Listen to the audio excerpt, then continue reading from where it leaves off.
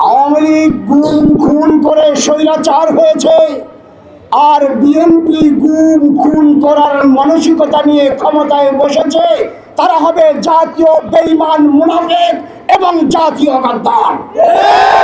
আওয়ামী লীগকে ডুবিয়েছিল কাউয়া কাদের, আর বিএনপিকে ডুবানোর জন্য প্রস্তুত হয়েছে শিলং মন্ত্রী সালাউদ্দিন চৌধুরী ওরফে। আরেক জিয়াকে বলবো, অনতিবিলম্বে স্বরাষ্ট্রমন্ত্রী, শিলং মন্ত্রী, ভারতীয় পরামর্শের মন্ত্রী সালাউদ্দিন কাদেরকে আপনার স্বরাষ্ট্রমন্ত্রীর পদ থেকে অপসারণ করুন, নচেত বিএনপির পরিস্থিতিও আওয়ামী লীগের চাইতে ভালো কিছু হবে না।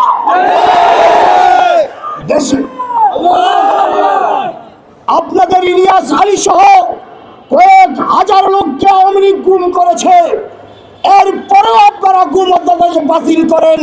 আপনাদের মতলব খারাপ।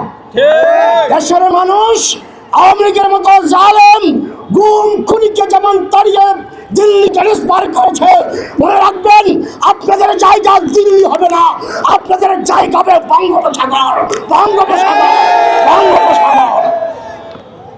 আপনার শিরিন শারমিন চৌধুরীর মতো আওয়ামী লীগের অসংখ্য মামলার আসামির জামিন হয়, মাওলানা আতাউর রহমান বিক্রমপুরী, আইনুল হক কাসিমির মতো আলেমদের জামিন কেন হয় না জিজ্ঞাসা করতে চায়।